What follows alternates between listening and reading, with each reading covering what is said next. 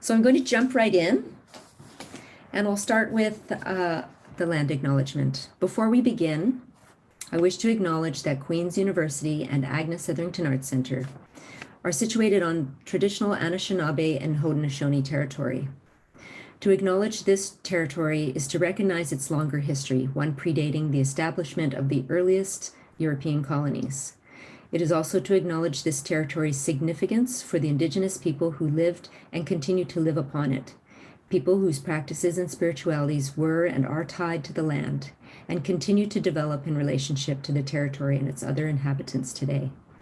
The Kingston Indigenous community continues to reflect the area's Anishinaabe and Haudenosaunee roots. There is also a significant Métis community, and there are First Peoples from other nations across Turtle Island present here today.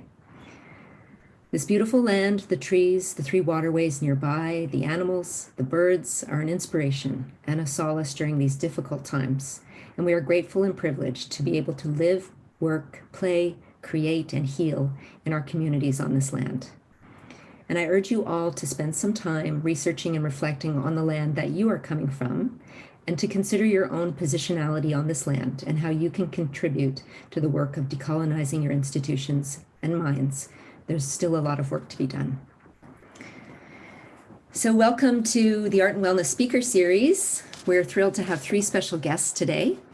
We will be going from one person to the next, and then at the very end, we'll have a short 15 minutes for Q&A. So please, if you do have questions for any of our panelists, put them into the Q&A box or into the chat box.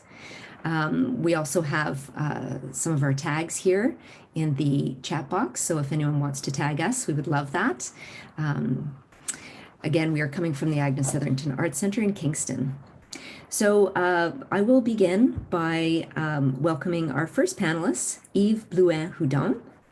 Yves, PhD, is a positive psychologist and an expert on creativity and imagination.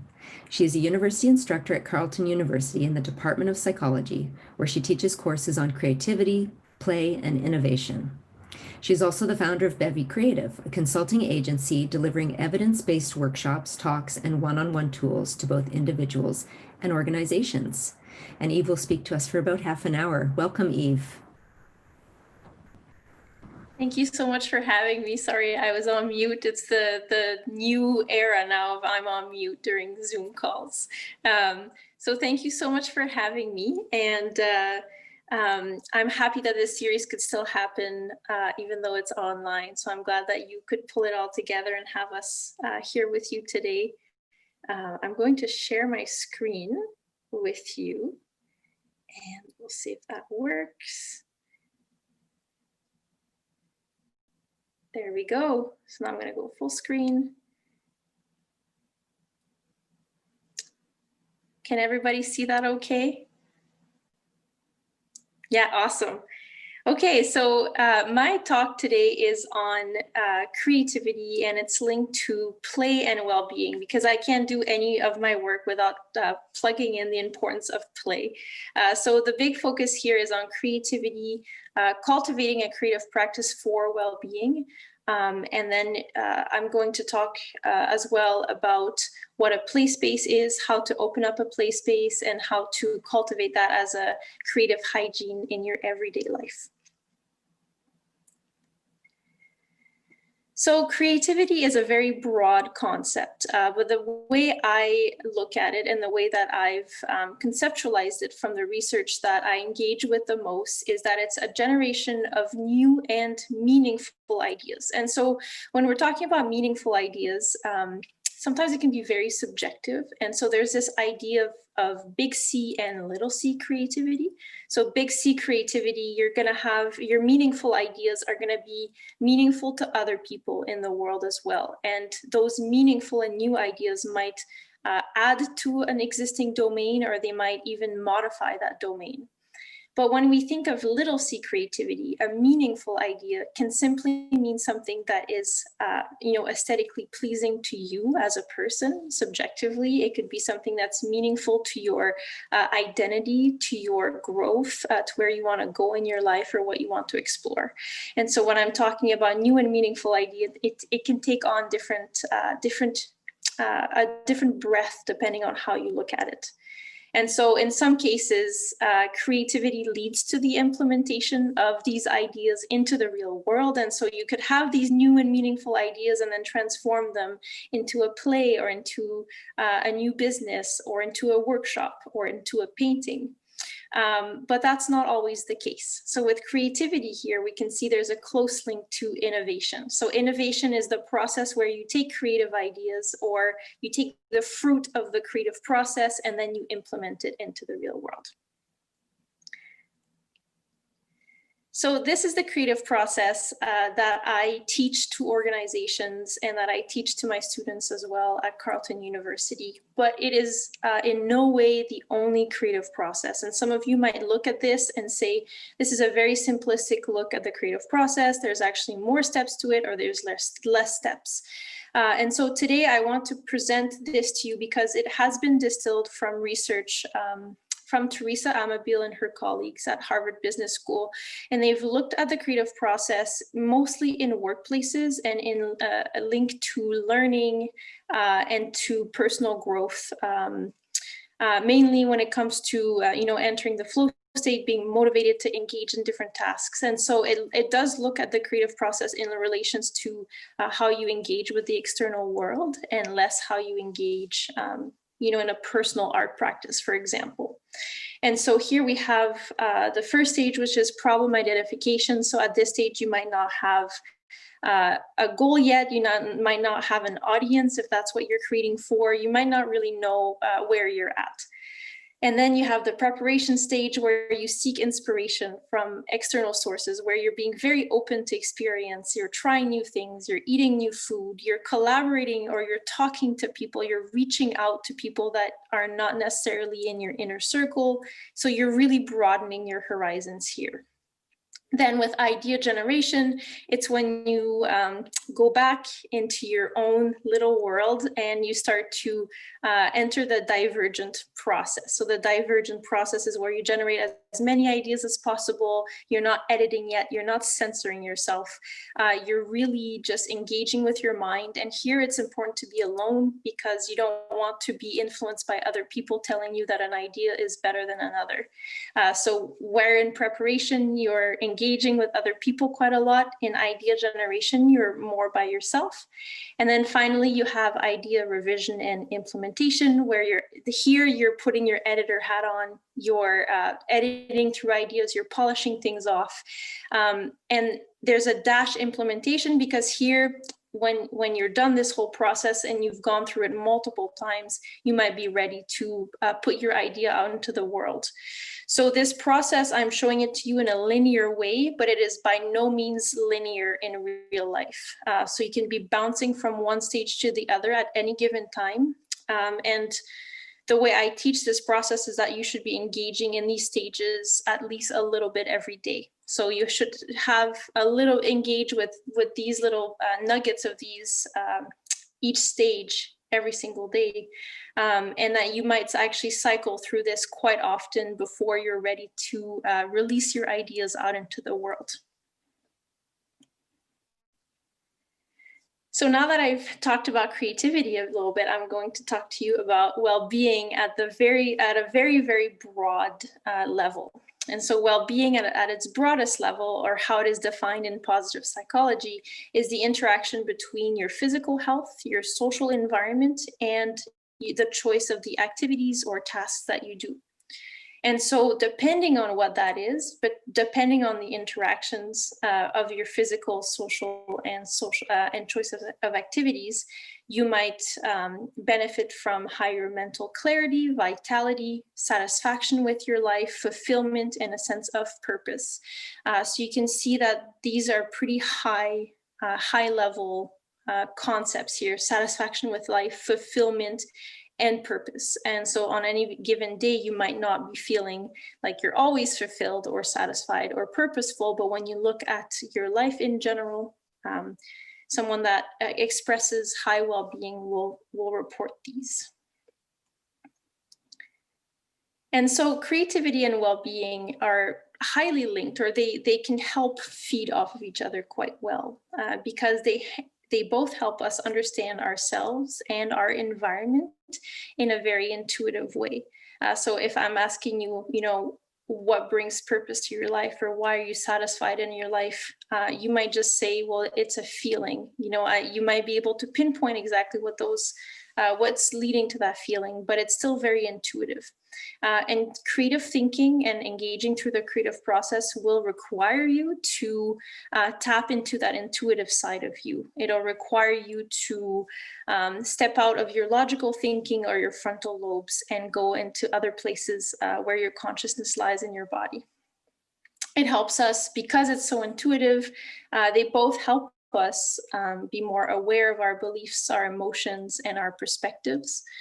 With creative thinking, it's very important, as you cycle through the creative process, it's important to adopt other perspectives or to be exposed to other ways of believing and seeing the world. And oftentimes when we are exposed to these new things, it kind of puts a mirror in front of us where we see, oh, well, this is my perspective then. I guess I see things this way, and this person or this culture, if you're traveling, sees things another way. And because of that, because you're exposed to a lot of perspectives, you're more aware of yourself, you can better adapt to change and complexity. So that's part of flexible thinking, being able to see things in new ways and also use things that have worked for you in the past in new situations. And by default, it helps you grow your skills and your self-confidence.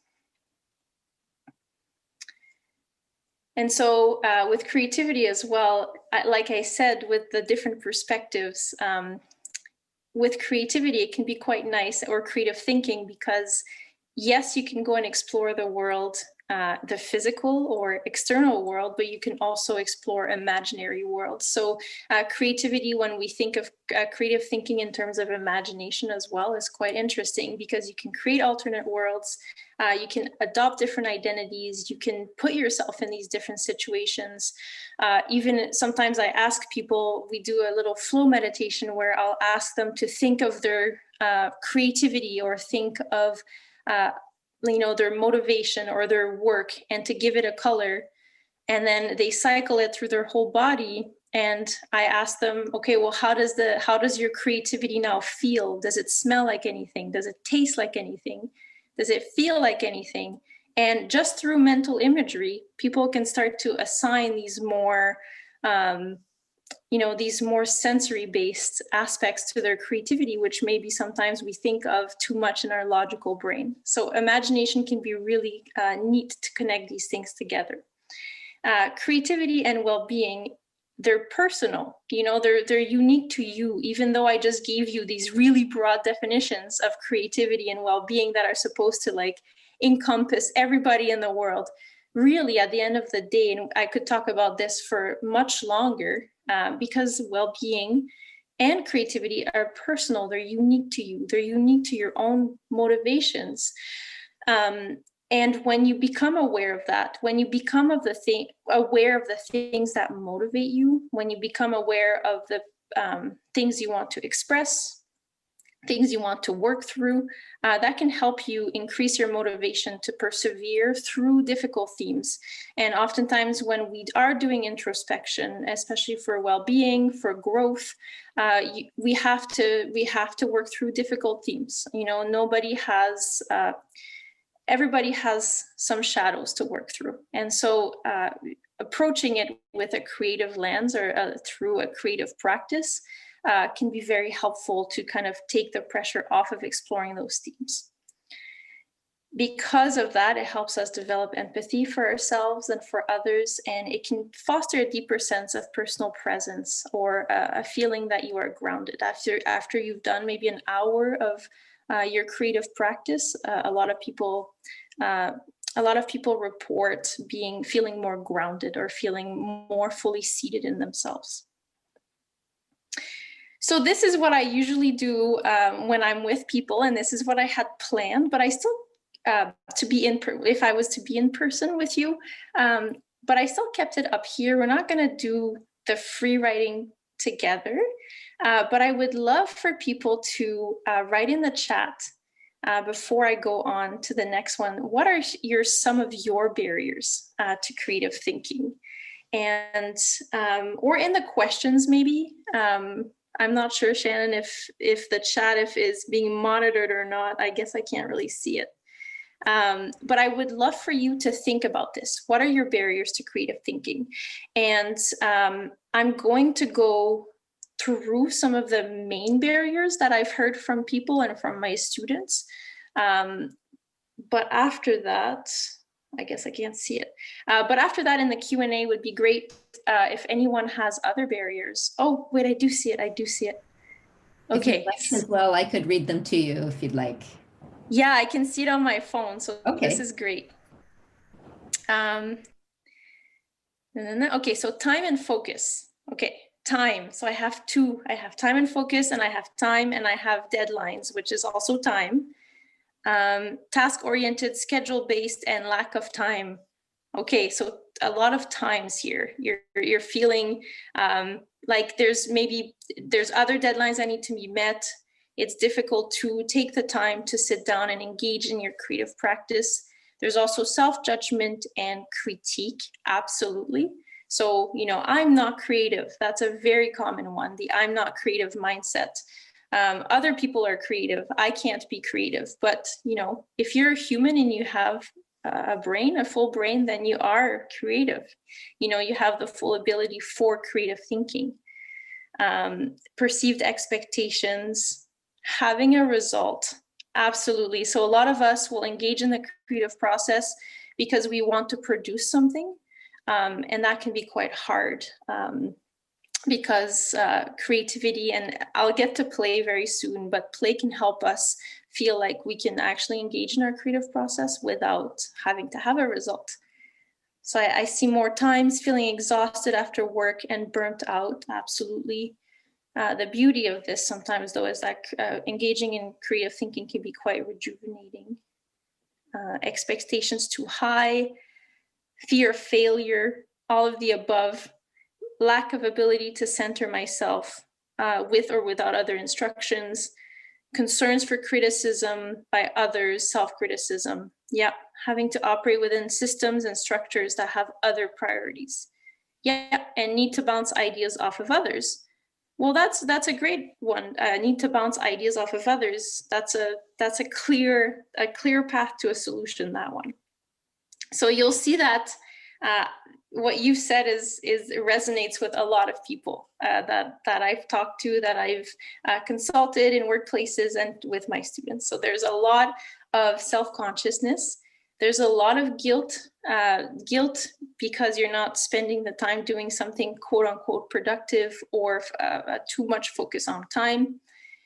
Being outcome focused. So thinking that you need to engage in a creative practice or creative thinking to produce something of value, instead of just being centered around the process, taking time to be in the creative process itself for its own sake.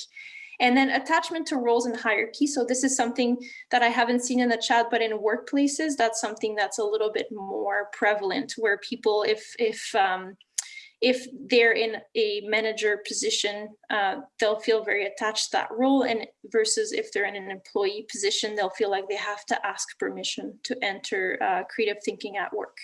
And so some of you might resonate with that as well. And so play is important for creativity and well-being. I encourage everyone to at least think about how you can make play a bigger part of your creative practice. So play offers us this safe space for imagination, so we can really kind of deconstruct the whole world. Play gives us permission to be a little bit more imaginative. It can help us frame problem in new ways, and because it removes the constraints of daily life. Helps us be comfortable with uncertainty, because sometimes with play, anything can be possible in a play space. Again, can help us understand problems in an intuitive way.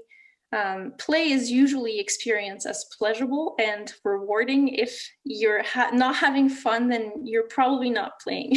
So that's already like a good indication that you're not in a play space. And when you're playing, you don't really have to be productive or performance-based.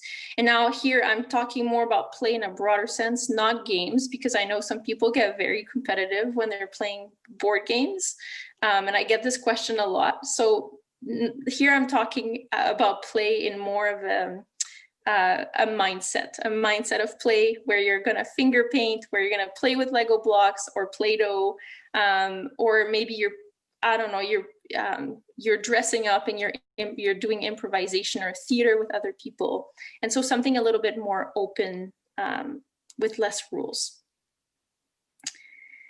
But the play space, and to know that you're in a play space, it still has to be defined by a goal, right? So you have to enter a play space. And even if your goal is to say, well, this is my play space and none of my constraints about being productive or time or my roles or anything applies in this space. And so you've set this rule for yourself. I also tell people if they have a big focus on time, you can set a timer. So if you want to start doing like 30 minutes, you can set a timer for 30 minutes or an hour if you have an hour to block off. And you know when your timer rings, then it's over. But until it rings, you don't have to look at the time. You don't have to worry about it because you know that your timer will let you know when it's over. And so I find a timer is very freeing for a lot of people to really get into the flow state and really get anchored into their creative process. Oh, I see. Dancing is a great way to play for me. Absolutely. Dancing is a huge one for me as well. It's very playful because you can just dance and let your body move. And I know Shannon probably feels the same as well for dancing. And someone here says, a very helpful book, Art and Fear. I second that. Absolutely. Art and Fear is a very, very good book to help us move through that. And okay, so I've already talked about this. And so I think I've talked for almost half an hour already. So my closing remarks here are that I encourage you, I don't want to say should, but I encourage you to make time for creative hygiene. I call it a creative hygiene because it's something that you take little bites of every single day, or at least, 4 or 5 times a week, like you would a workout routine, like you would flossing your teeth or brushing your teeth. And so we have a lot of hygienes, right? We have these little routines that we do. So when you make time for the creative process in your everyday life, you're kind of telling yourself, well, this is normal, this is just something that I do. And the more you engage in it, the easier it becomes. It just becomes part of your habit. Also understand creativity as a process. So this helps you move away from the outcome-based, like producing something of value or that's aesthetically pleasing. It doesn't really matter when we explore creativity for well-being, right? You're just engaging in the creative process to gain more insights or to express yourself or to connect to that intuitive side of yourself. And so remember, creativity is a process with different stages. I didn't break down how to hack into each stage, but if anyone is interested, you can always reach out to me by email. I'm happy to elaborate more on that. There's this importance of self-awareness and reflection.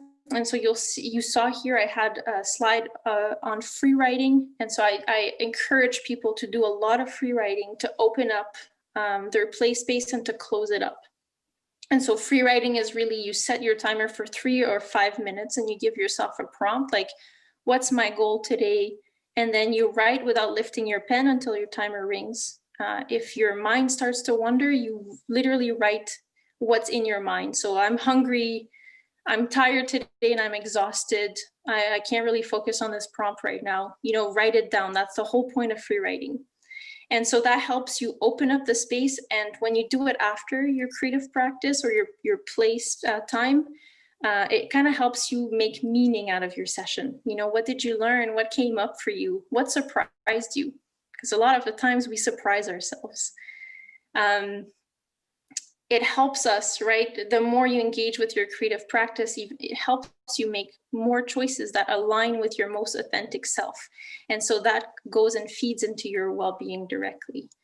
There's this importance of nonlinear ways of thinking. We're so, with a lot of us with work, or if you're studying in school, we think with our rational brains and our logical brains because that's what's conditioned for us in school and then in the workplace. And so we're conditioned to think this way, but there's a lot of power in our own intuition. So tapping into that can be quite beneficial.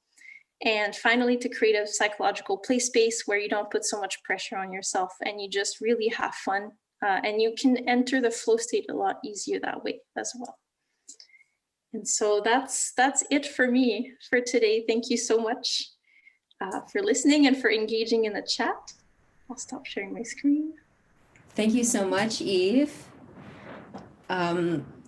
I love that. I love that you mentioned intuition. I think intuition is really a mysterious place. A lot of people are very curious about intuition, and you know, that when we open up our senses, that we can really connect into our physical body, and that's often where intuition lies. So thanks for touching upon this. And I think that whole issue with time, which is one of the things that I put in, trying to make time for my creativity. I think when we do make time for our creativity, it allows us to expand our time. So we're less stressed out and we're more able to be effective in our day-to-day. Absolutely. And if anyone is interested in learning about the flow state and how that can alter your perception of time, I encourage you to Google it and look it up. Thank you again, Eve. So if anyone has any questions for Eve, we will have about 15 minutes at the end and we can have a Q&A there. So our next special guest is Alison Moorhead, and Alison's talk, Thing Provocations, will be happening in a moment. So let me just introduce Alison. Alison Moorhead, PhD, is an associate professor of art history and cultural studies at Queen's University. She studies the link between modern art and the medicalization of modern life. Her pedagogical practice, including work in the critical medical humanities, emphasizes first-person encounters and interactions with things in the world, both art and non-art. Welcome, Alison. Thank you so much, Shannon. And you can hear me okay? Great. Okay, so let me share my screen. And can everybody, wait, hold on a second. Sharing screen. There we go. Shared, I hope. Good. Great. And let me apologize for some ambient noise. I am as far as I can from the construction happening in my vicinity, but you may still hear it. Thank you so much, Shannon, for that introduction. And thank you to the Agnes Etherington Art Center for inviting me to be part of this art and wellness speaker series. And thank you to Shannon again, to Charlotte, and to Maddie for organizing everything so well. And I also want to thank my fellow panelists, Yves Blouin-Houdon and Max Montalvo, and our audience members. It's a really enormous privilege to be here thinking creatively together with you all today, even if sadly we can't be together in person. So before I begin, I want to acknowledge that I'm speaking to you today from Tkaronto, which is the traditional territory of many nations, including the Mississaugas of the Credit, the Anishinaabeg, the Chippewa, the Haudenosaunee, and the Wendat peoples. And today it's home to many diverse First Nations, Inuit, and Métis. This land is covered by Treaty 13, which is an 1805 treaty long contested by the Mississaugas of the Credit and only settled in court in 2010. Thankfully, my daughter, who's almost 14, knows much more about this long contested treaty than I did as a white settler at age 46. Before Treaty 13, I have learned that these richly resourced lands were subject to many agreements, including the Dish with One Spoon Treaty among the Anishinaabeg, the Mississaugas, and the Haudenosaunee. This treaty bound peoples together to care for and to share the resources around the Great Lakes area in peace. And those resources, of course, include the hydropower of Niagara Falls, which enables us to zoom in together today. So I want to take this opportunity to express my gratitude to be able to live, work, and play on this land. And in doing so, to recommit myself publicly to the spirit of the Dish with One Spoon Treaty, to care for and to share the resources of this land in peace. So I also I'd like to situate myself within the context of this speaker series, which brings together just a fantastically diverse group of participants and audience members. So there are artists, there are storytellers, art therapists, medical professionals, museum educators, mediators, curators, and researchers. It's incredibly rich. As Shannon said, I'm an academic. I'm a professor here at Queen's, or there, since I'm not physically there right now. As she said, a historian of art, and also a historian of the sciences. So that's psychology, psychiatry, and the psychic sciences, which were all sort of bound up with each other in the 19th century. And I'm also a historian of medicine. And I work, as Shannon mentioned as well, in an emerging interdiscipline that is often referred to as the critical medical humanities. And I have a long history of working with museums, both art museums, and for lack of a better word, I know this is very awkward, non-art museums, doing both curatorial and pedagogical work.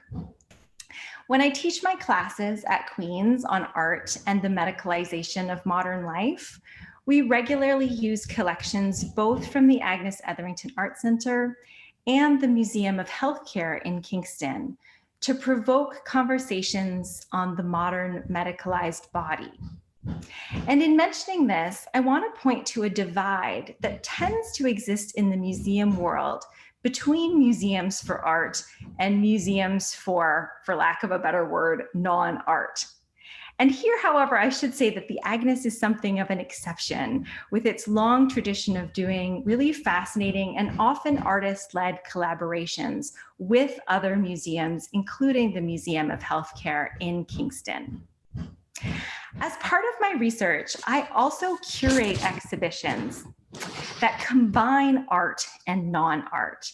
And I'm currently working on an exhibition that will show the work of the Norwegian artist Edvard Munch, author of this very famous work called The Scream, in conjunction with objects from the history of medicine. So I'm curating this for the Munch Museum in Oslo. In emphasizing that I work with both art and non-art in my teaching and research, I wanted to highlight something that emerged, I think, really powerfully in the talks given by Stephen Legari and Melissa Smith in this series a few weeks ago. Namely, that art and art museums can have a special power to heal and to bring people together, but that they can also exclude people who do not feel they have the requisite knowledge to bring to an encounter with art, especially within the space of an art museum, which is a culturally loaded and colonial institution. Using wonderful examples and research-based analysis, Stephen and Melissa detailed the various ways in which they work with their colleagues, their institutions, and different community groups to overcome those barriers in order to make art and the benefits of art and art making more broadly accessible.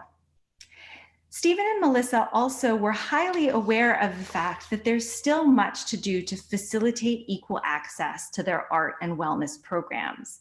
They acknowledged, for instance, that in these COVID times, a shift to the digital has in some ways expanded their reach. They can zoom in to people all over the world, but of course, the downside is that people who do not have the privilege of stable, high-speed internet access are potentially being excluded from those kinds of programs.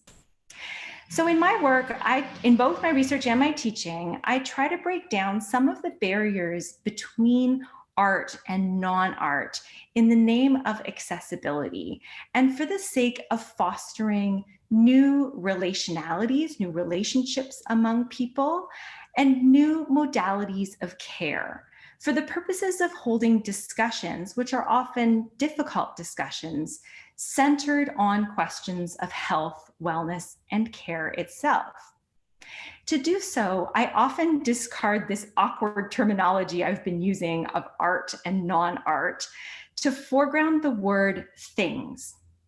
And here I'm inspired by the thing theory of Bill Brown and the reflections of Bruno Latour and Peter Weibel on making things public. So Bill Brown's thing theory encourages us to unfix our notions of objecthood and subjecthood, to allow for relations among humans and things to be indeterminate, shifting, and even boundary crossing between the animate and the inanimate, which can bring some of this theory into alignment with Indigenous ways of knowing. Scholars who use thing theory often draw upon the philosophical work of new materialism, and that's especially feminist new materialism, to emphasize most obviously materiality, the materiality of the stuff in the world, but also the potential animacies of matter, the way that material can be animated or animate even itself. And the universe, this is another aspect of feminist new materialism that, that animates thing theory, if you like. Many of these thinkers emphasize the universe as profoundly entangled. And here I'm using the words of the feminist theorist Karen Barad. Reflecting on their own exhibition-making practices, Bruno Latour and Peter Weibel highlight the potential of things and the processes of making things public through exhibition as community building. In emphasizing the democratizing potential of bringing people together around things, they take inspiration from the Scandinavian languages, in which the word ting is both a thing and a gathering, traditionally around a round table. This use of ting comes down to us today in institutions such as Norway's Stortinget, which is the word for the country's parliament. Stortinget literally means the big thing or the big gathering. Stor is the word for big, ting, and the et at the end is simply the definite article. So Stortinget, parliament, is the big thing. Taking this inspiration from this conflation of thing and gathering, Latour and Weibel go on to define a thing as a, quote, archaic assembly that binds all of us and gathers around itself a different assembly of relations. So by now you've been looking at this image on the screen for way too long. And I've done this deliberately in the hopes that in looking at the slide, you might begin to be drawn to the things projected on whatever screen you're using, out of curiosity or perhaps just out of boredom. The photograph you see is of a vitrine in an art museum. If my memory serves, it's the Metropolitan Museum of Art in New York, with various objects, various things of modern design. Now, these things, of course, by virtue of being in an art museum, are liable to take on the label art, but their identity as art or not art is very much fluid and contingent on context. I could go on forever about this photograph, its play of shadows and reflections, but what I'm really interested in is the way in which the dark, eggish shaped thing in the vitrine provokes and can be made to provoke. Provocation, of course, being the second word of my title that needs some explanation. This dark brown eggish thing is artist and designer Isamu Noguchi's Radio Nurse, designed in 1937 and manufactured by Zenith as an object to support wellness. It is essentially the first baby monitor, commissioned in the wake of the widely reported kidnapping and then killing of the Lindbergh baby. The sleek design of the radio nurse, which was designed to broadcast from the guardian ear at the baby's bedside, seems to me both comforting and disturbing. A thing that, reminiscent of both a nurse's head and a robot, provokes, for me at least, somewhat ambivalent feelings. Now, of course, I'm not suggesting that everyone is moved to have the same feelings about this thing as I do. Only that in contemplating this thing, it might be thought of as provocative, and that in telling you something about this thing, I can perhaps provoke a reaction in you. So from the Latin pro, meaning forth, and vocare, meaning to call, a provocation is a literal calling forth. But a calling forth of what is a matter for discussion. When I use this word provocation together with things, I encourage the broadest of views on what might be provoked by provocation. But I suggest keeping two things in mind. One, that provocation can connote the calling forth of both affect, feeling, and action, including physical reaction to stimulus. And two, that in general usage, the affect or action provoked are often imagined or assumed to be negative. We often talk about somebody provoking somebody's anger. But earlier usage of this word was much broader. An affect or action might be negative, positive, or even much more complex. I started to think about the possibilities of using thing provocations to reconfigure my teaching in 2013, 2014, when I taught two courses on Dada and its effects, and Dada, gender and sexuality. As some in the audience may know, Dada was an avant-garde movement of the early 20th century that responded to the horrors of the First World War and society's ills more generally by radically questioning the nature of art, by incorporating found objects and the everyday into art practices such as collage and assemblage, by embracing chance and play. And I really enjoyed Eve's discussion of the play space. I hope what I'm doing here is creating play spaces for my students. And by engaging in provocations ranging from sound poetry to early performance art to exhibitions entered through public toilets.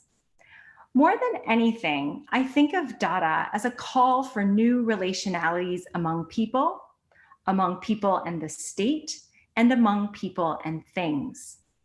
In the 1950s and 1960s, in the wake of another world war, artists looked back at Dada for inspiration, again rejecting many fine art practices such as painting and sculpture to embrace performance art, collage, assemblage, happenings, out of which practices such as conceptual art and institutional critique emerged. The neo-Dada group Fluxus, for instance, emphasized everyday materials, actions, and relational practices such as mail art, sending each other things in the mail, to create new and radical forms of relationality and hospitality.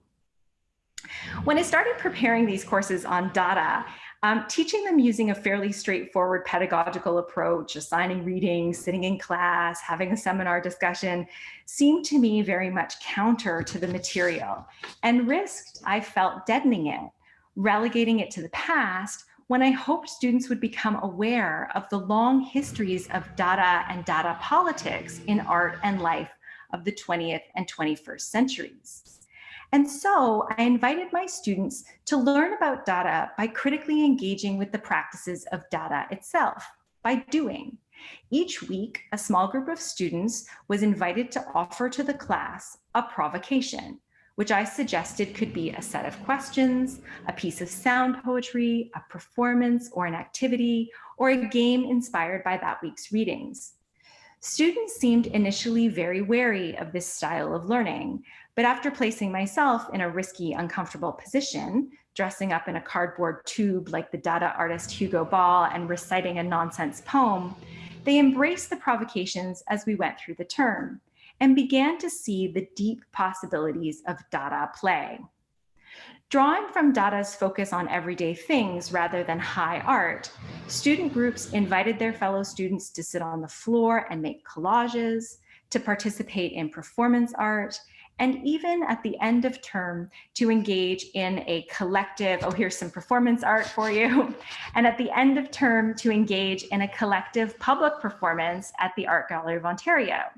We visited the exhibition of work by the Chinese dissident artist Ai Weiwei, himself an artist very much inspired by Dada, wearing signs that said things such as "Untitled." The results of this kind of teaching, I would argue, are newly embodied forms of knowledge and new relationships.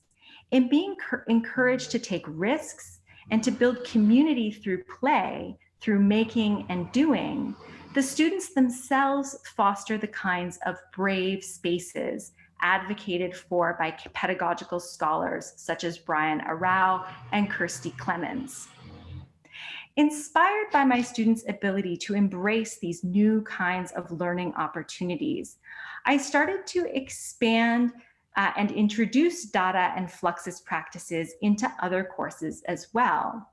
In particular, a series of upper year and graduate seminars around art and medicine topics. Last year, for my graduate seminar, Bodies Medicalized, students chose individual things from the collection of the Museum of Healthcare and were asked to provoke on their thing in any way they wanted. In offering my instructions on thing provocations, I ask only that students make things provoke or themselves provoke something about the thing. I give some examples, a set of questions, a performance, bring in a work of art, etc. But I try not to be very prescriptive in my instructions. Some students, and this is always fine, remain in a more academic mode, while others push the boundaries. For this class, one student chose a small booklet from the museum's collection called The Saga of Mental Illness, published by the Ontario Department of Health around 1969. The booklet uses rhyming verse and illustrations to present a history of psychiatry designed to justify the then current state of psychiatric care. One student wrote additional verses for the book, performing them for the class in a way that encouraged everyone to think creatively and critically about the significance and meaning of this somewhat odd thing. Spaces, places, and the conditions of encountering things matter.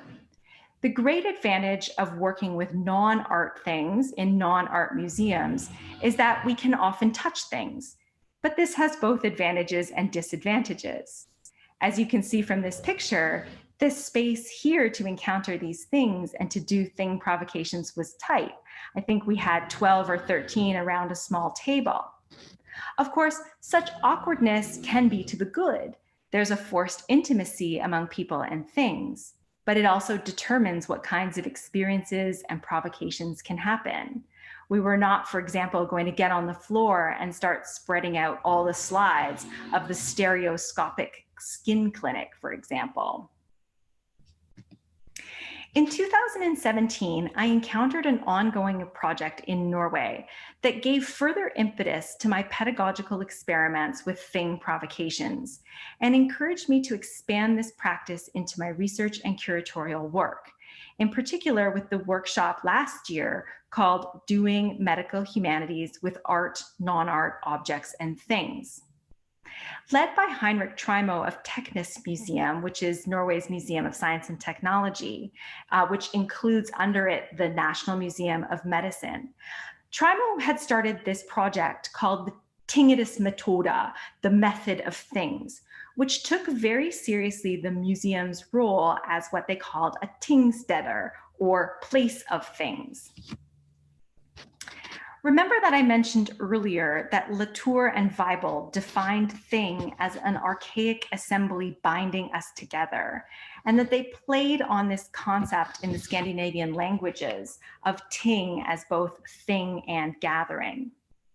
As part of the Tinnitus Metoda project, Trimo and his colleagues installed a laboratory space in a central location of their museum with transparent doors, transparent glass walls and doors, reconfigurable areas, and yes, a round table that enabled different publics, including community groups, to participate in various exhibition projects, really from the get-go of the exhibition's organizing. Projects especially centered on frankly problematic parts of the collection. For instance, a collection of objects from Congo and an extensive collection of human remains from the Medical Museum.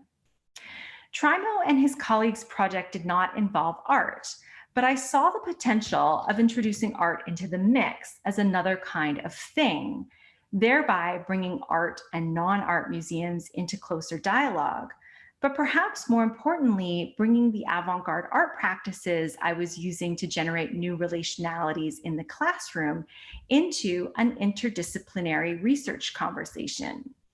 For me, this was also a way of experimenting with the combination of art and non-art for the purposes of the exhibition that I'm curating for the Munch Museum, which, as I've mentioned, will combine Munch's work with objects from the history of medicine in provocative ways.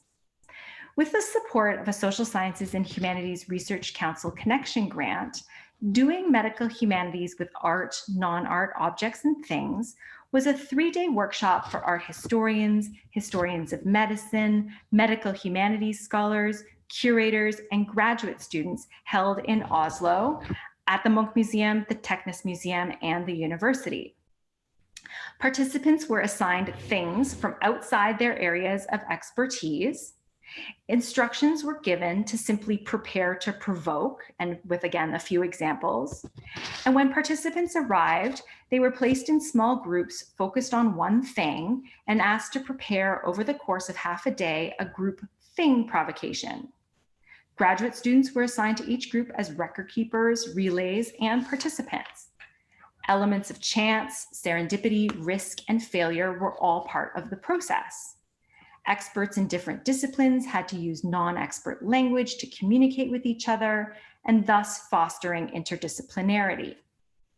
Let me share 2 successes, one from our day at the Teknisk Museum, the other from our day at the Munch Museum. So Natasha Ruiz Gomez, an art historian who you see on the right, that's me on the left, who works on late 19th century French art, neurology, and medicine. She and I were assigned the thing blood bath shower gel, which is exactly what it looks like. It's a gag gift that's often found in medical museum gift shops. I came prepared for our day, having done some reading on the psychology and sociology of jokes, thinking about how a thing such as this could both unite and divide people through humor and discomfort. Natasha had gone beyond. She purchased blood bath shower gel and she invited members of her family to use it, and then she interviewed them about their experiences using the shower gel.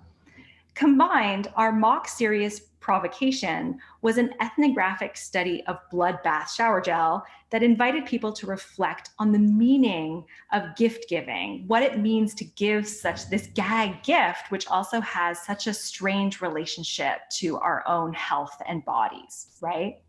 You're showering with blood, that's weird.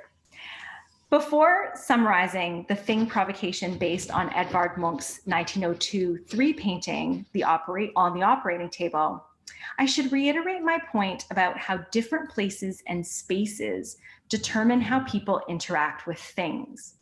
While the laboratory space of the Teknisk Museum was, I think in Eve's words, a real play space with its transparent walls, round table, and flexible space, and it was designed specifically for these thing methods that we were trying out, the Munch Museum, on the other hand, with its high security vaults, cameras, and ever-present security personnel, is probably the exact opposite of a play space.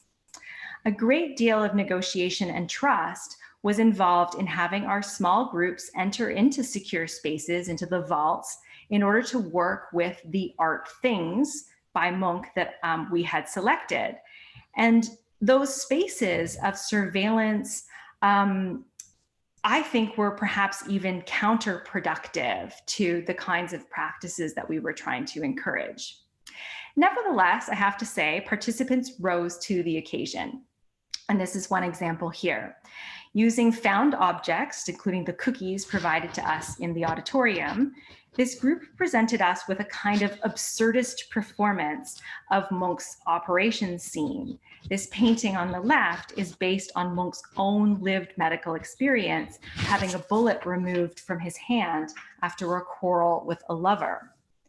The group bravely acted out the struggle and the operation, raising profound questions about reality, representation, and the emotional charge provoked by the painting. To say that it was a provocative performance and that it created new relationalities among the participants is, I would say, very much an understatement. Now, I'm terrible myself at social media, although I'm getting better. But fortunately, some of the participants were better at it than I. Felicity Callard is a key theorist of interdisciplinarity and the critical medical humanities. She's written extensively about the everyday challenges and emotional labor of doing interdisciplinary work. So I was very gratified by her enthusiasm in the workshop. Her tweets, although it wasn't retweeted that much, it was a very sort of small event, but her tweets have led to an opportunity to further expand the project in partnership with what's called the Northern Network for Medical Humanities Research and the Wellcome Collection in the UK. Funded by the Wellcome Trust, a charity that funds research in biomedicine and public understandings of biomedicine, the Wellcome Collection is a unique institution that houses and collects objects from the history of medicine and art, including contemporary art. Keen to ensure that early career researchers, or ECRs, have opportunities to use their collections, the Wellcome is now funding the project Thinking Through Things, Object Encounters in the Medical Humanities, to foster new research on health and wellness and new research networks through encounters with things, including art, in their collections. The project kicked off earlier this year with a number of events, including a workshop at the Wellcome Collection in London for an interdisciplinary group of ECRs. Curators and archivists brought various works out from storage and gave fascinating overviews of the collections, with one of the goals of workshop participants being to choose a selection of things that would form the basis of thing provocation workshops to conclude the project. One of the researchers suggested that throughout our day, we conduct autoethnographies, recording our feelings, thoughts, and experiences. This I found to be an enormously helpful exercise, revealing to me a key component of working with things in collections that I had long sensed but not articulated, namely the barriers, intentional and unintentional, to archive and collection encounters put in place by expertise. The curators and archivists who presented the collections to us were incredibly generous with their time and expertise. But in and of itself, that time and expertise acted as a barrier to our own engagement with things from the collection. We listened intently to their views, we followed their lead in looking at things, and we happily imbibed the fascinating information they passed on to us, gleaned from years of intimate contact with these collections. But while the people in the room were experts, researchers with advanced degrees, our lack of familiarity with the specific things on the tables, combined with the presence of people who knew these things so well, actually kept us from really engaging with those things. The day was over, and we'd hardly had a chance to look with any concentration with the things brought out specifically for the group. So that 30 seconds that Shannon mentioned earlier that people often spend in museums, it's real, people move on. So this has provoked for me some intensive thinking about accessibility to collections and how I, as a teacher, researcher, and curator, can create radical conditions of access in the classroom, in archives and collections, or in museum spaces. How do you invite people to think about things, including art, when the barriers are as much mental as physical? Do I have the expertise? Who is this person in the room with me with expertise? Is there a right answer? These are real experiences that need to be negotiated with care. Okay, I just have a couple minutes here. Sorry, I'm going a bit late. Also needing to be negotiated with care is a radically changed world in which the Thinking Through Things project is going ahead. This group cannot now get together in London or Manchester to create community as they had planned through thing provocations. And we can't even access, other than through a screen, the things we had chosen to create these thing provocations.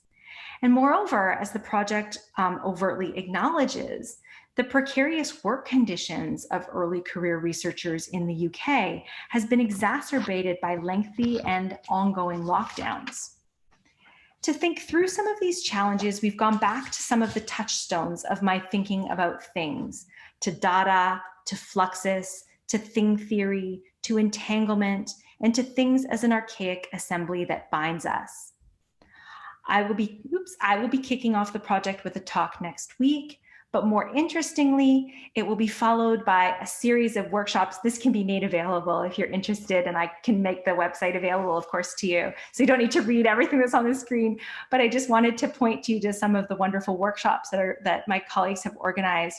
There are workshops on creative writing, on objects as desiring, on making zines and curating the everyday as inspired by the scrapbooking practice of Audrey and Miss, on making masks, and there are also going to be a series of reading group workshops. The project will then conclude with a thing provocation exercise inspired by Fluxus mail art and the event scores of the artist Alison Knowles. Each participant will receive an archival box with a set of postcards reproducing an art thing from the Wellcome collection, and a set of very simple instructions along the lines of live with these reproductions of this art thing for a while. I can't tell you what the workshop will be like for risk of spoiling the elements of chance and serendipity that my collaborators and I value in this process. I can only say that we will strive to create, even in the virtual space, the conditions for brave, interdisciplinary, and caring spaces from which truly critical humanities research on medicine, health, and wellness can emerge. Thank you. Thank you so much, Alison. So intriguing. Ever since we started talking about this, it's changed my way of thinking on so many levels. So I appreciate your talk. And I just wanted to let you know that Alexandra from the MOCA in Toronto said that she took Dr. Moorhead's Gender and Modernism class when I was a student at Queen's. And I have to say, it was one of the most eye-opening courses I ever took. Oh, thank you. And when I was just thinking about encapsulating your talk, I think a lot about process and product, because I really come from this the making of art as being as important as the outcome. But I almost wanted to say that when you were talking, I was thinking about then from those things or the products, it's almost like I don't want to say we're going backwards, but it's like the next step is provocation. So wouldn't that be great to say process, product, provocation, and seeing the work in museums as that kind of provocation? And then it can be cyclical too, right? You can use that object to make more things and, increase the play space of things. I love this term. I'm going to use it all the time, Eve. But yeah, it can then be a kind of iterative process. And that's such a wonderful thought. Yeah, and really helps people to access these objects or these things or these products in such a new way that, again, as you said, grows our understanding and our empathy and our connection to each other. Thank you so much. I am thrilled to now introduce our next speaker, Max Montalvo, and I'll introduce you here, Max.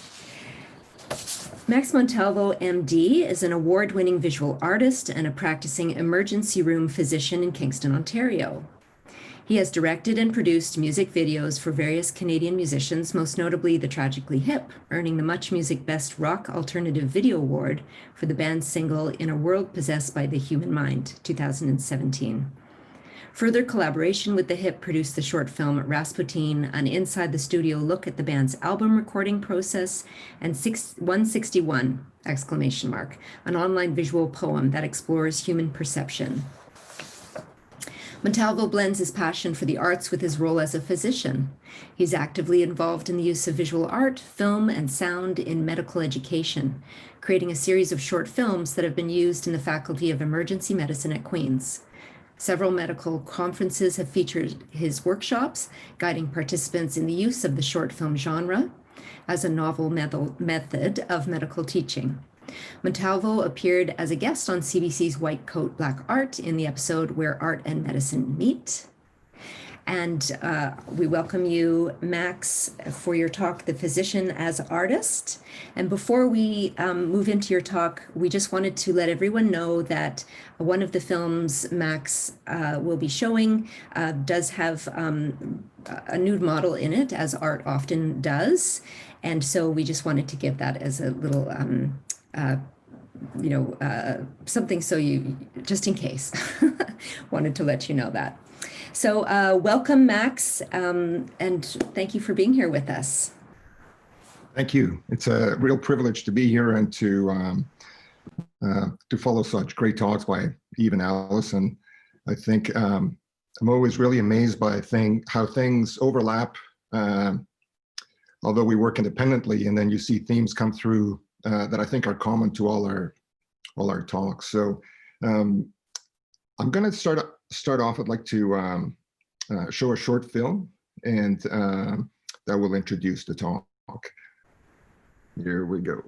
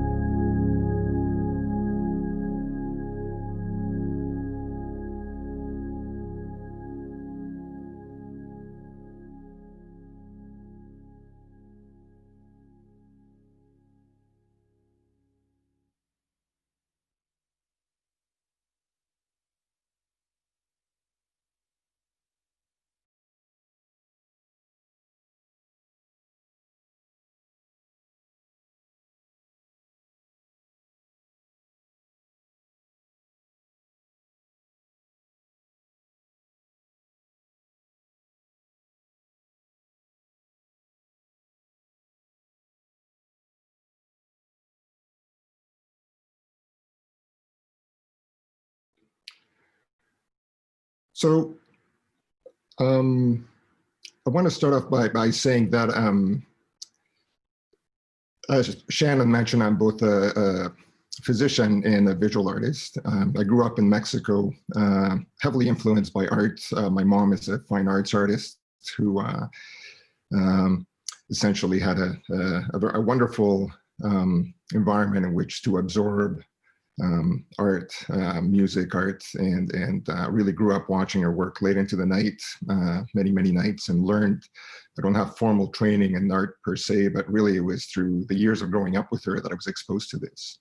Now, about 6 years ago, I received a birthday present from my friends, Leslie and Rob, to take a drawing class and a painting class with Dan Hughes. And it was really an amazing experience. I had not formally done a drawing class, and I've done it ever since. Dan and I become good friends, and he's a wonderful role model and influence as far as my art development goes.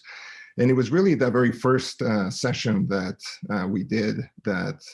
The very first thing we did was gesture drawings. And to me, I started immediately making connections between what I did as a practicing physician and drawing. It became apparent to me that, especially following Allison's talk on objects, that we both objectify the human body. And so as you're drawing, I really learned to, as Dan would say, blur out your eyes so you can see where the light and the shadows are. And don't worry too much about too much fine detail, but to get really the essence of the dynamic pose that the model gets into. Within gesture drawing, we would do exercises where they would be either done very, very fast over, say, a minute or two, and sometimes longer poses. In medicine, we certainly also objectify the body to better understand the function in terms of when the patient comes in, we develop an approach very much like a drawing approach, an approach to patients who can, certainly in emergency medicine, can present with anything. And so you need approach to be able to try to, much in the way that you try to get the essence of the dynamic pose in the drawing, is that we try to get the essence of why the patient is there. And so this is a video I now use actually as one of my teaching methods. So one of the sessions we do is that medical students who are doing their last year in medical school, called the clerkship, the clinical clerkship, they're actually rotating through all the different, through many different departments and doing rotations. Our rotation is a 2-week rotation that they do with us. And one session that I do with them is that I will have 2 students at a time who go in and assess a patient, and I give them feedback in terms of their assessment. And I now start the session with this video, and it's interesting asking their opinions in terms of what they think when they first see that prior to going and assessing the patient. And I've heard things like saying, well, it's the art of medicine. Medicine is more objective and art can be more subjective. And we discuss what is art. I think I would certainly look at Dan's beautiful sketch of Paul and I would call that art. And that, but at which point does it start translating into when you call it art? Because I'm sure that Dan's original drawings were quite different than what you see there after years of experience of doing that.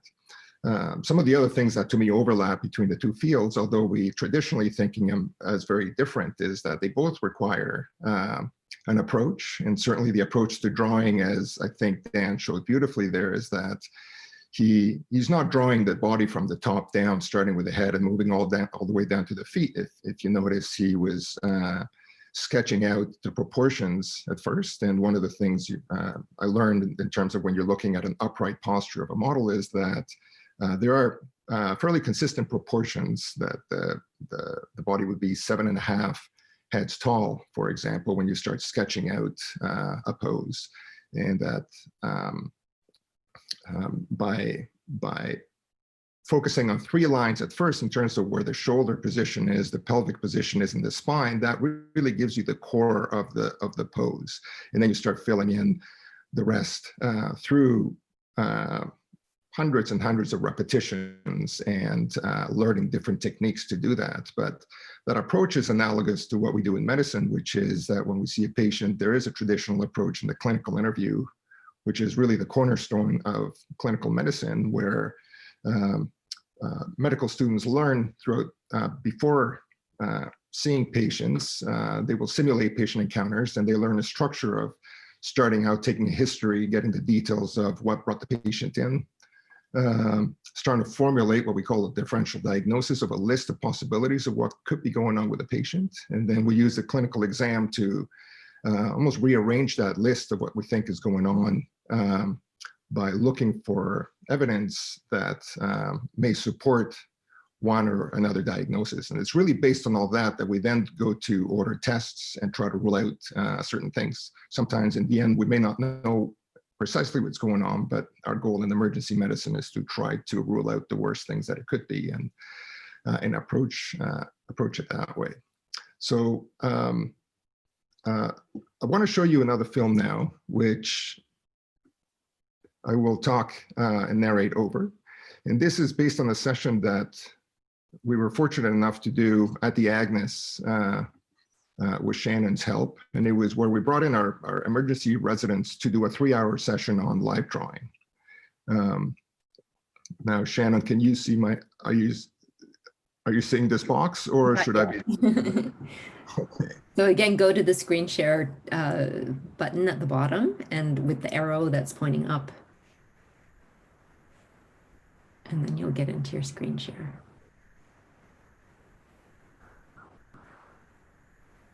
Yeah, now we can see it. I showed the first one just out of curiosity. Did you see the whole screen? I see the panelists at the very top, but I'm not sure if that's what everyone's seeing as well. People will see different things. Hopefully they're on speaker view. Okay. And then you're on the right-hand side for me. Can you see it there now? Yes.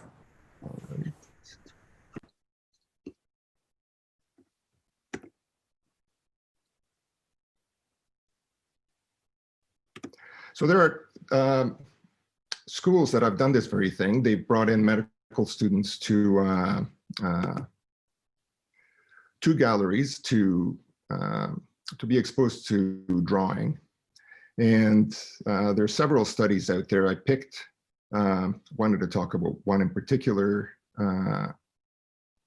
which was done by Jacqueline Gerwin, 2017. And they wanted to randomize medical students to either getting exposed to art drawing classes, and the other half did not receive that opportunity. So we recognize that observation and description are really critical to the practice of medicine. That's very much things that you do when you're learning to draw. This is not something that's explicitly provided in most medical schools. And they really wanted to have a look to see whether exposing students to learning how to draw may develop their observational skills.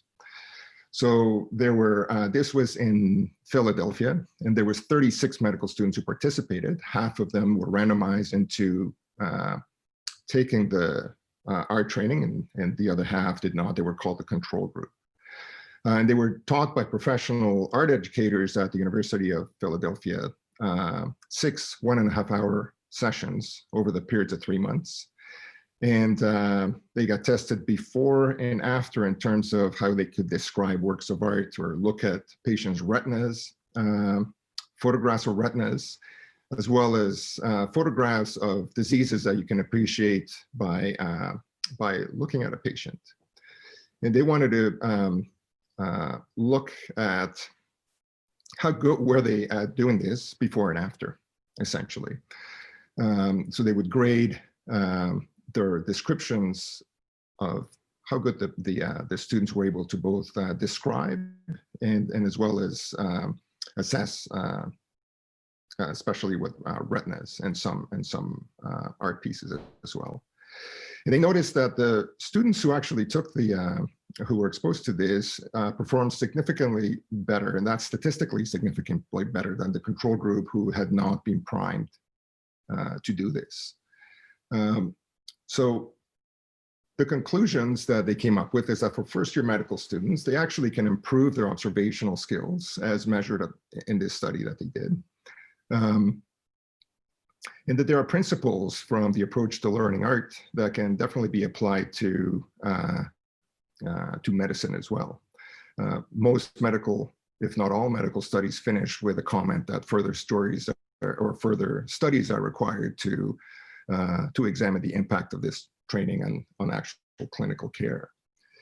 And the year after the study was done, I arranged, with the great help of Shannon and the gallery, an opportunity to have the students come in and have Dan Hughes lead a session on drawing. And so it was done right at the Agnes in the room where we normally have the classes there.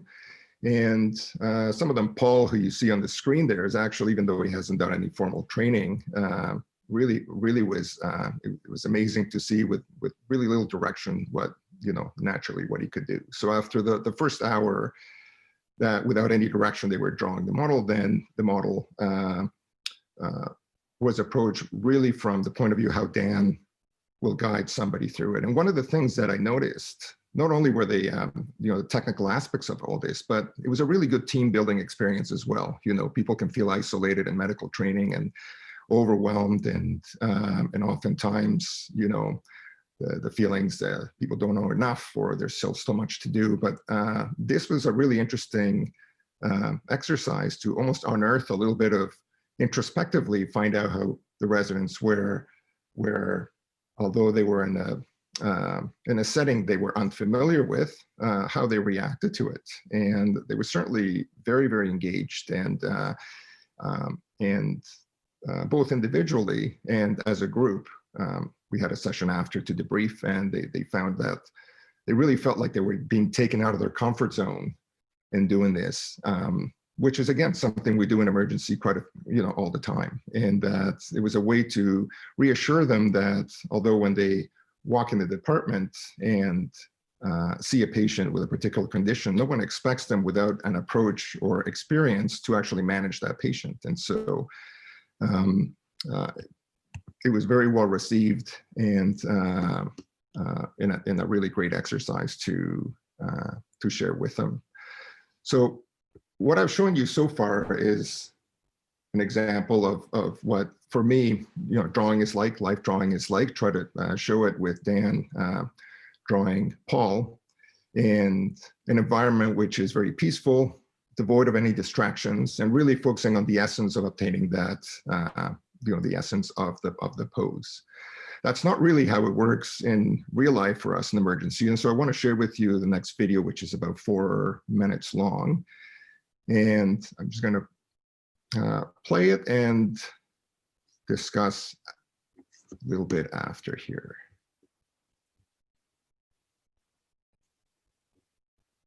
And Shannon, I may need your assistance once again here. Oh no, there. Sure, no problem. We can see your screen. So is I'll get it on your on this page here? You can see it there? Land of Greed, yes. Okay. All right.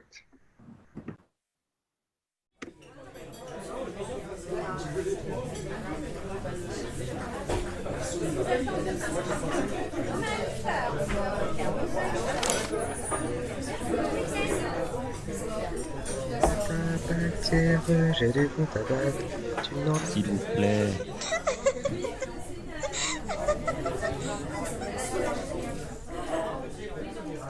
Paul Verlaine. Jean marginalisé, j'en propose. Ce n'est pas le café d'Arto. I'm not afraid to know. It's just a roll. I'm not suppressing my need. This is a land of greed. I've heard the masses say we'll find a better way, but don't believe what you read. This is the land of greed.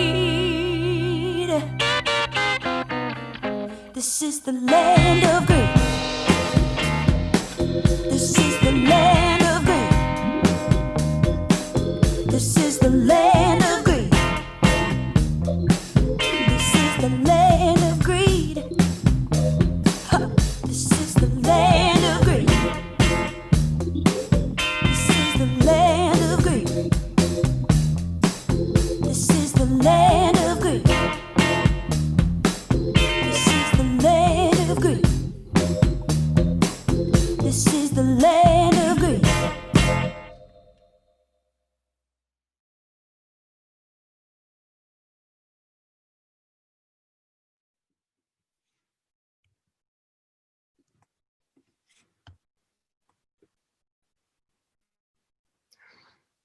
So in real life, I often think that it's really more like that, that we're, although the essence of the structure of trying to get a,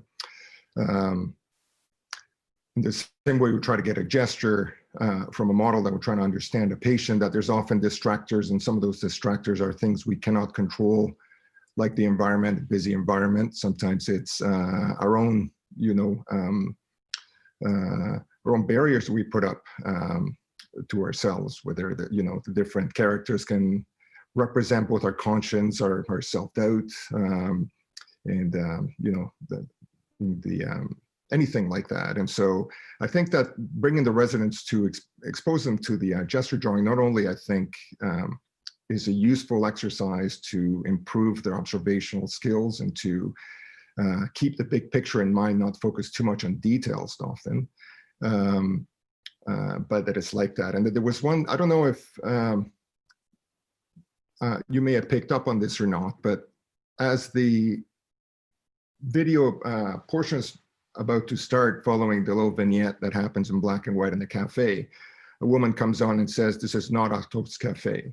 And that's analogous to the, René Magritte's, picture of the pipe, which is, this is not a pipe. And in fact, to finish off the talk, I just want to touch on this, that although I asked the students to say, when you come out of a room, ask yourself whether you've really captured a picture of the patient in front of you, and whether you get a sense of what's going on.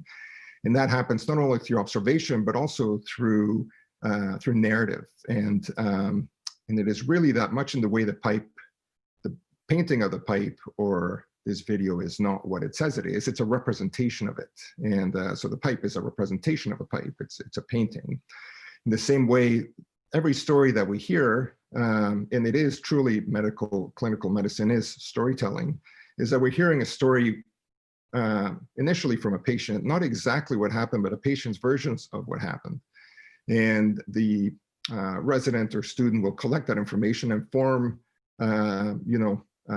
a picture of what they feel is going on, and form a narrative that then is passed on to us. And then we in turn form a picture of that. And I want to close off with a very short exercise here that I'm going to share with you on the screen, which is really inspired by a session that Carmen Papalia did last year at the Agnes in leading a blind tour of the Rembrandt exhibit that was there.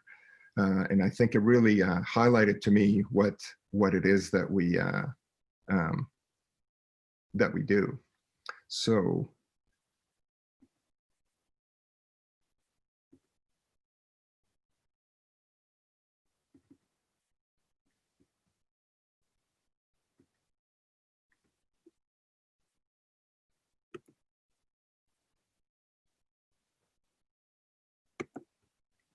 what I'm going to do right now is to describe a painting for you. I want you to picture it. So not only, hopefully the screen is dark, but it's even more impactful if you actually close your eyes and just listen to the description.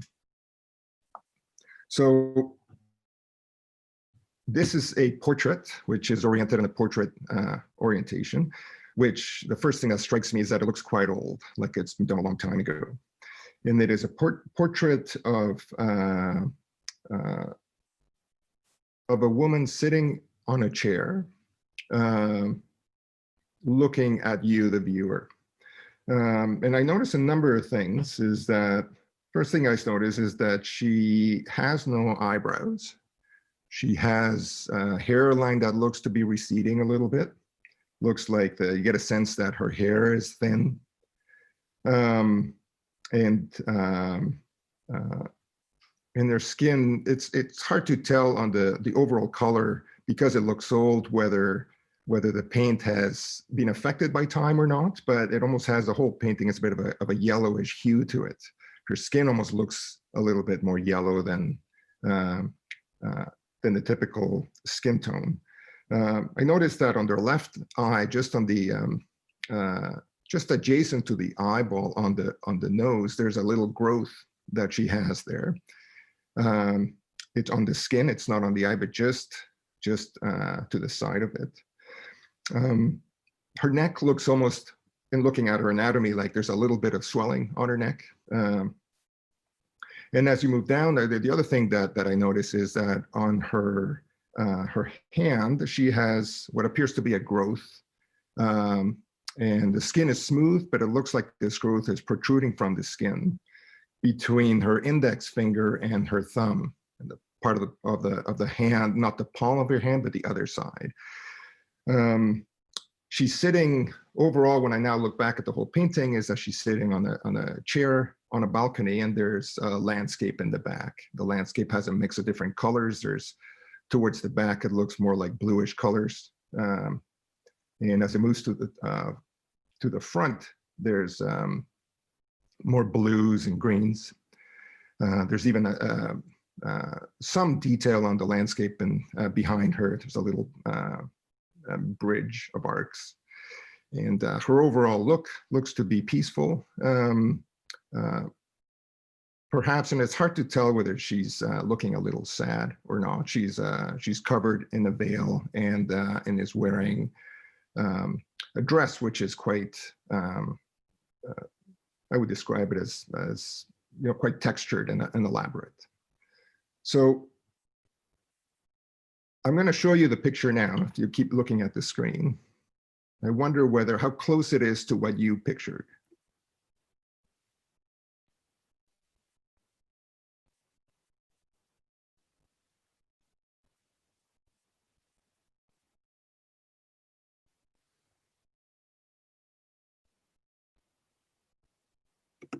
In the spirit of what's been described already twice in the talk, as the average time that people look at a painting is about 20 to 30 seconds. This is about 30 seconds of probably the world's most recognizable painting, arguably. You notice on here, and I have to say, I read an interesting article by a physician who was waiting for an hour in front of the Mona Lisa.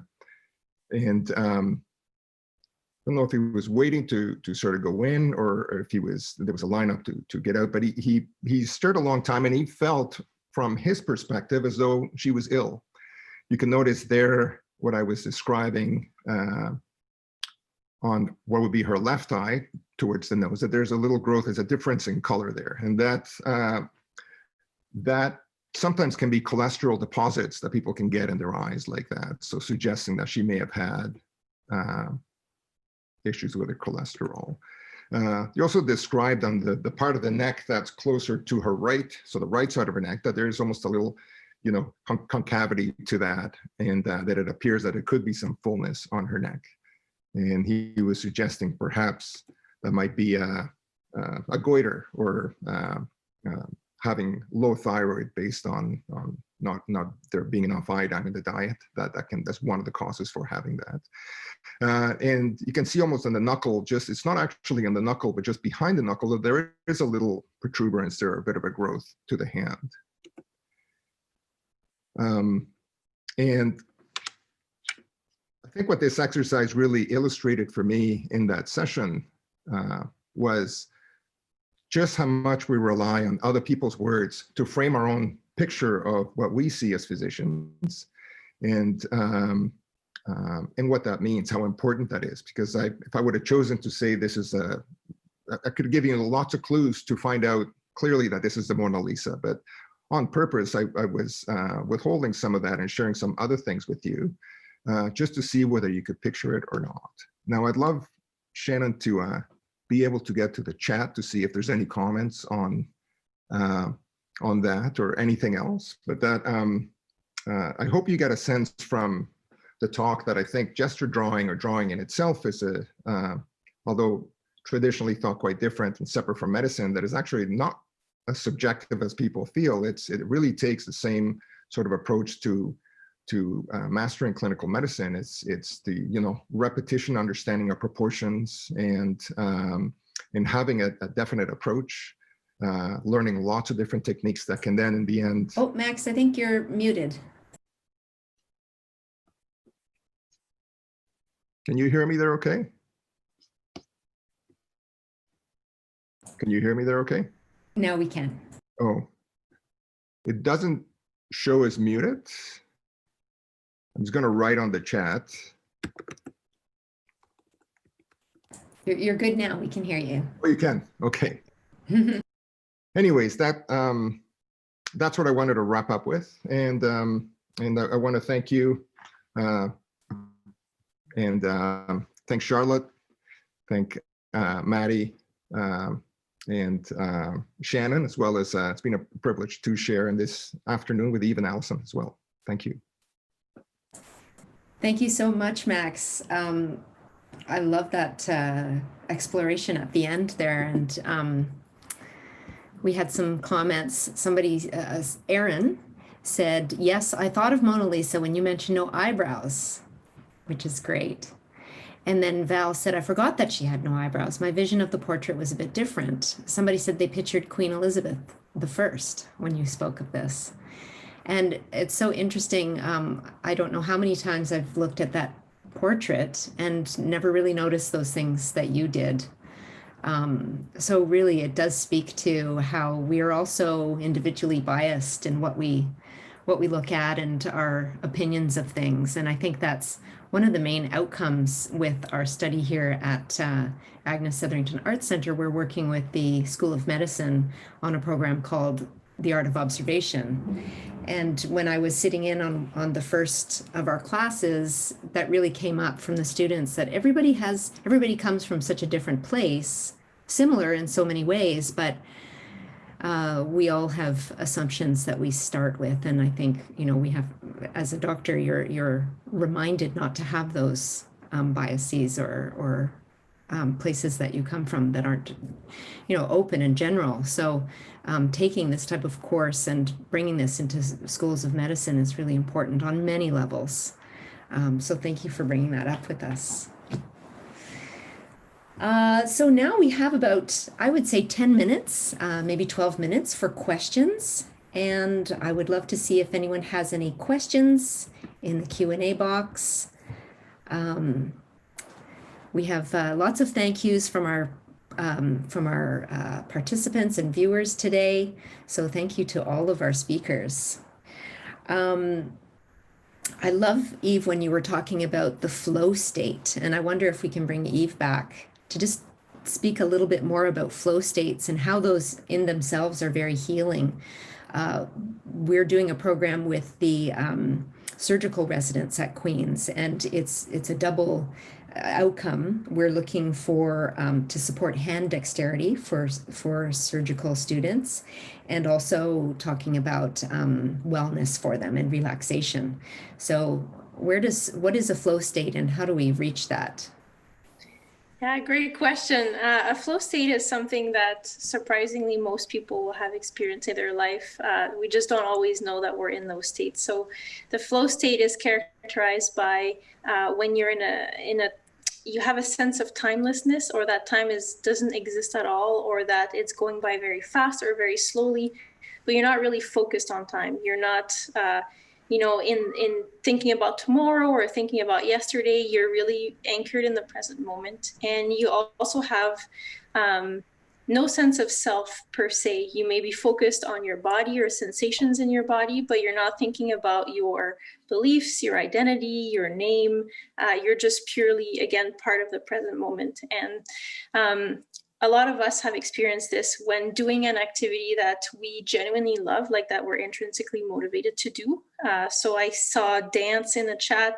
A lot of people experience dancing or doing a sport that they love, like running or baseball or basketball, whatever it might be. You might have experienced it then. If you're a visual artist, maybe drawing gets you into the state of flow, or playing music or listening to music can get you in the state of flow where you're just completely immersed in the present moment.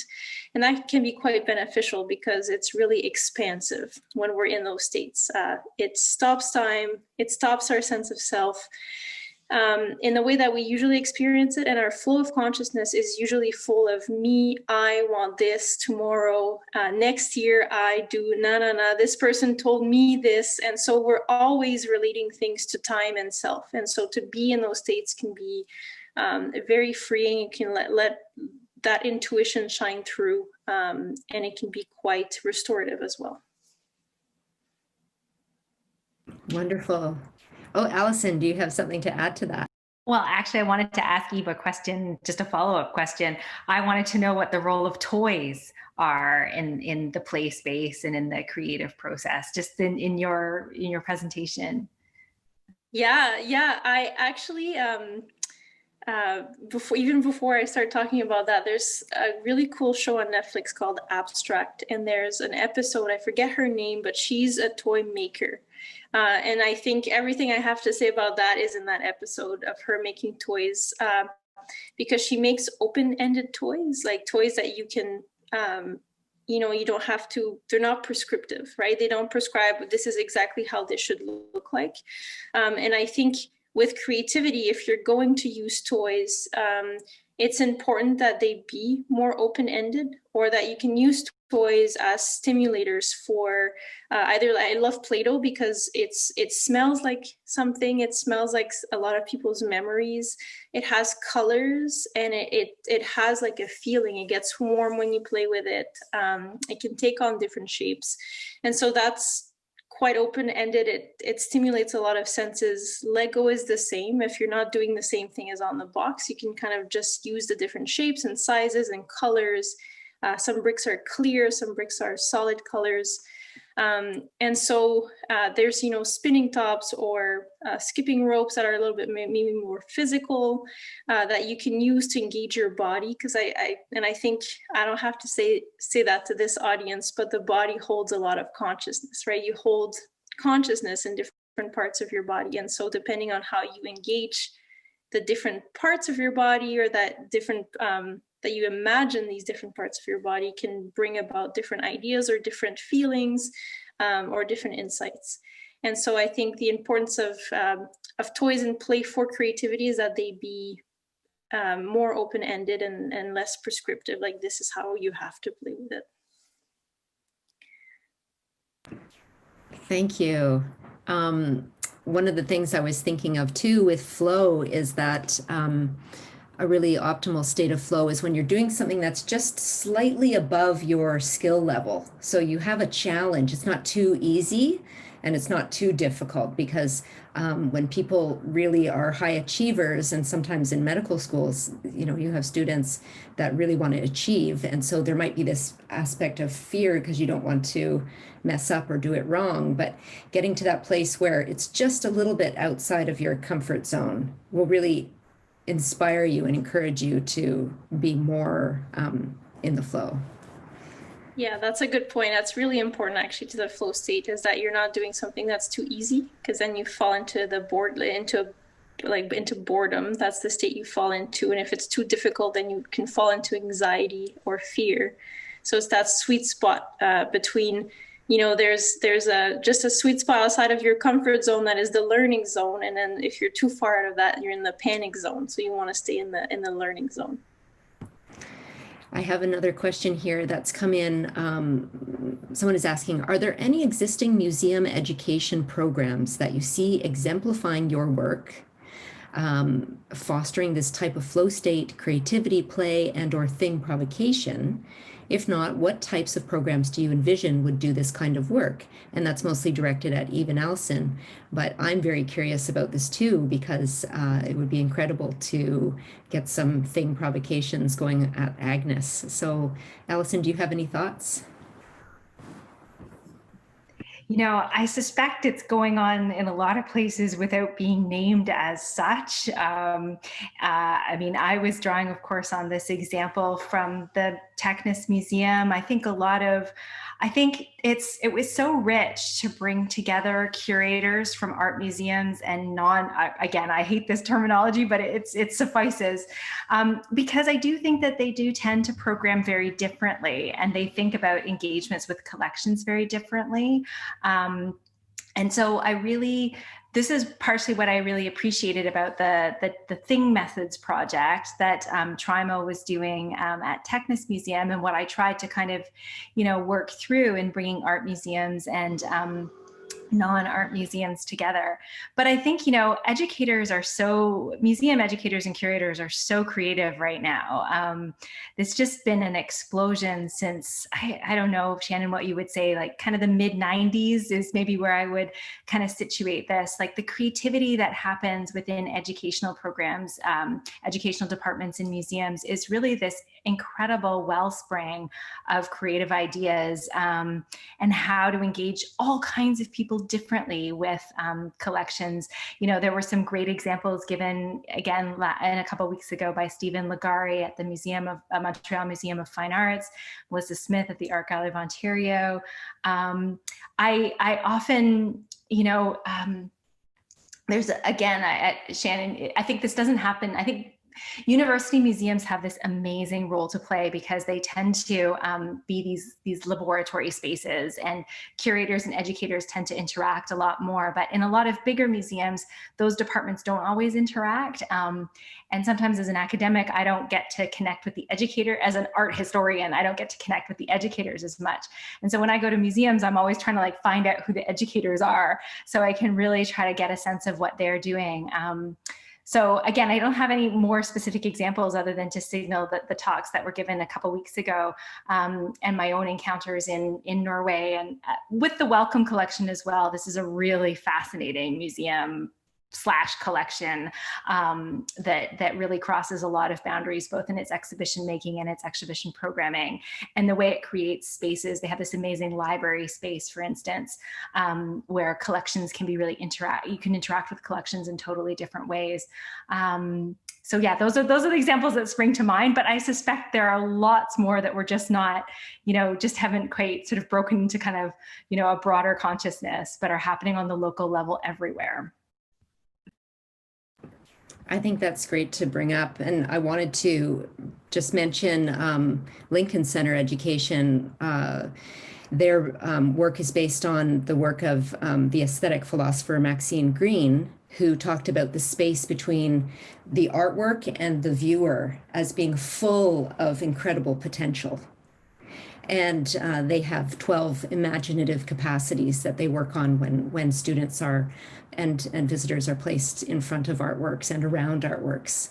And I think that's really important for us to remember, this unlimited potential that is in existence. And we just don't even know what that is until we actually stand in front of the work and allow these sorts of processes to happen. I'm just being mindful of the time. We have a question for Max. An artist performs and then achieves a goal, no matter what the outcome. A physician may look at the patient like an artist, but needs to achieve a diagnosis as close as possible to the truth. Would you not need many artists in the room to approach the truth? Great question. That's a great question. I think in a way that does happen similarly, in that I'm describing at a very basic level the interaction between a patient and a physician, but more practically what happens is as a patient arrives to, at least in the setting where I practice, they will initially share the story with a triage nurse who makes some notes in terms of the version that she or he has extracted from what the patient describes. And it really starts there in terms of the flow of how we assess patients is, well, at that moment, an initial thought is started in terms of how sick the patient is and how quickly they need to see a physician in the emergency department. So that's the initial assessment. And then they're seen usually secondly by a nurse working in the particular part of the department where the patient is taken and to be assessed. Then sometimes by a student or resident, sometimes directly by us as attendings. And in fact, we do collaborate quite a bit at work where, depending on the complexity of a patient's presentation, certainly could be something as straightforward as a twisted ankle while playing soccer, but it can be very, very complicated sometimes. And so it really, I think that the angle of approaching it in terms of careful observation and trying to really, because we are relying so much on the patient's narrative of what happens and their own knowledge face around understanding what that is and getting that picture that I go back to whenever I work with the residents or students, or for myself. As I'm writing my note, I'm kind of asking myself whether I've got the right picture. And not infrequently, we will collaborate with other physicians who are there either through emergencies saying, what do you think if something doesn't quite fit? Or other times we'll further refer the patient to a specialist where we feel like this is, we've identified enough to recognize that although we may not know in that particular moment what's going on with the patient, that they do require further involvement of other physicians as well. And I heard a colleague of mine describe medicine sometimes like the old Polaroid cameras, that you take a picture and it's blurry and it takes a whole minute for that picture to become clear. And patient presentations are very much like that as well. So I think there's many factors to certainly with a goal to try to consistently and every time trying to understand what is going on and the essence of what is going on with the patient. And it doesn't truly happen in isolation. Normally, I think there are, depending on the complexity of the case, oftentimes lots of collaboration and discussion around that. Great question. I can't help but imagine the studio where we have all of the students around the model and every single person sees a different perspective. And if we put all those pieces together, would we get the whole picture or? Yeah. That's true. And oftentimes that's the fascinating part about collaboration through consultants is that sometimes